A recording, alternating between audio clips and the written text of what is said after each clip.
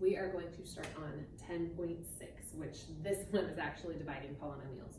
You are going to start with a monomial, so it shouldn't be, it's basically like factoring, but in a different way. So if I have something like this, 6x cubed plus 8x squared minus 4x, and I take that whole thing and I'm dividing it by 2x.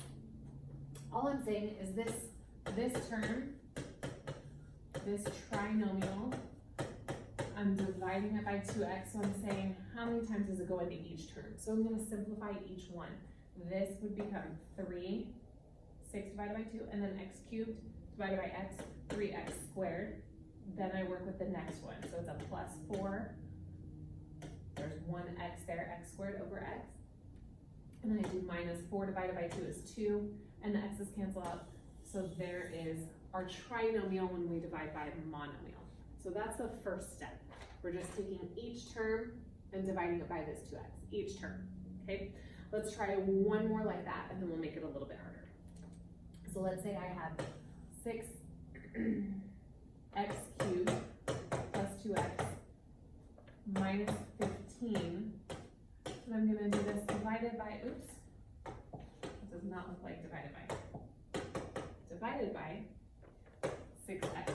So I'm taking each term and dividing it by 6x. Now, in this case, the terms can't be divided perfectly by 6x. So what I'm going to do is I'm going to work with each term one at a time. So 6 divided by 6 is 1. X squared divided by x is an x. And then I'm going to make this 2 over 6. I'll go ahead and simplify that because I know that 2 over 6 is 1/3.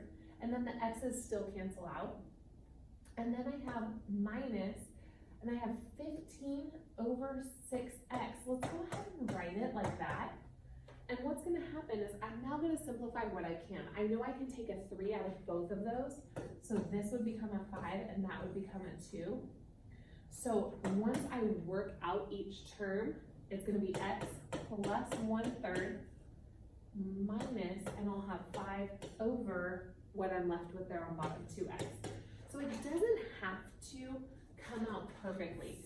Like this one back here, the 2x went into each term perfectly. That's okay, that's awesome. That means that you end up with whole numbers and just your variables. In this case, it didn't work out perfectly because this one happens to have an x, what we're dividing by, and not all the terms do. So it's okay to end up with certain fractions within your answer. There's nothing wrong with that. Let's go ahead and say I now have a trinomial and I'm dividing it by a binomial. So if I have this and I have c minus 1 on the bottom, what I'm going to do is I'm going to look at this and go, can I factor that? The top, I know I can factor. I know that there's terms of 5 that have a difference of 4. So I'm going to say c plus 5 and c minus 1. Let's double check it. 5 times -1 gives me a -5. 5 minus 1 gives me a +4. So we know we factored it correctly. Now I leave this binomial on the bottom the same. And what's going to happen is these are going to cancel out and I'm just left with c plus 5. So not too bad if I can factor. If I can't factor, then it's not factorable. It's not simple. You can't simplify it, okay? But most of these, if you're given a trinomial, will be able to be factored, and then you can cancel out a binomial. So let's go ahead and try another one. Oops.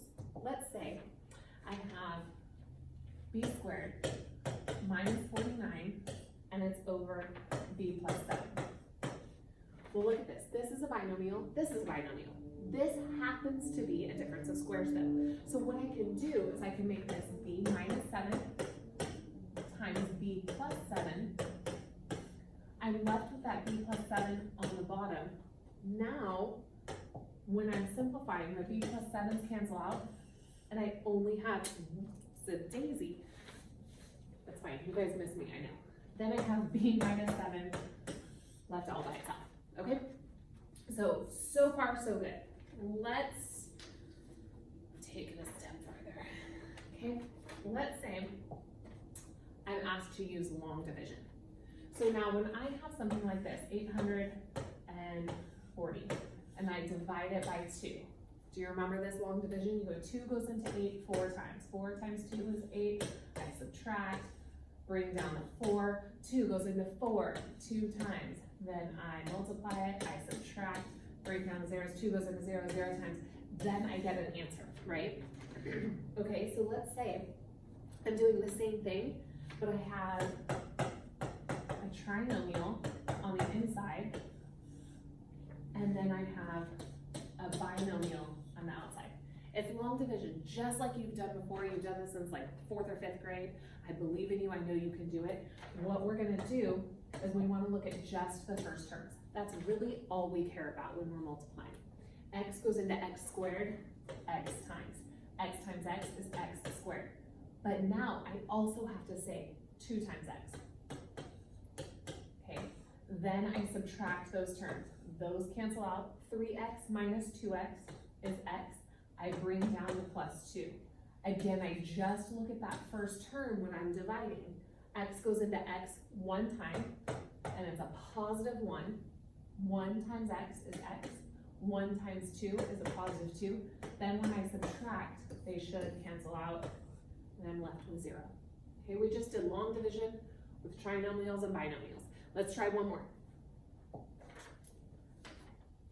Let's go ahead and say I have 2x squared plus 3x minus 6. And I'm going to divide it by x minus 2. So what do we look at? Just that first term. Okay, we're just looking at that first term. So I'm going to say 2x squared divided by x is going to give me 2x. Okay, so 2x times x is 2x squared. 2x times negative 2, because I still need to multiply by the second term, even though I don't look at that when I'm doing the division. 2x times negative 2 is a negative 4x. Now I subtract, which means that this turns into a positive. Those cancel out. This becomes a 7x minus 6. Look at that first term, x, 7x. So 7x divided by x is going to give me a positive 7. 7 times x is 7x. 7 times negative 2 is a negative 14. Now I subtract both terms. That cancels out. Now I have a negative 6 and a positive 14, which gives me 8. Well, I can't go x into 8 now. So what happens is, remember when you were doing long division and you had a remainder? This is essentially a remainder. So what I do is it's a positive 8, so I'm going to go plus 8, but then I put that over this as a denominator. So my answer should be 2x plus 7 plus 8 over x minus 2. So we use that as a remainder. It just becomes a new fraction. Okay, so again, 2x plus 7 plus 8 over x minus 2. Let's try one more like that. Let's say I have 3m squared plus 4m minus 2, and that's divided by m plus 3. 3m squared and m. The first terms are what I'm looking at. 3m squared divided by m is going to give me 3m. I multiply it out, 3m squared. 3m times 3 is a positive 9m. Now I subtract both terms. Those cancel out. I have a plus 4m, a minus 9m, so I should get a negative 5m. Bring down a minus 2. Negative 5m divided by m is going to give me a negative 5.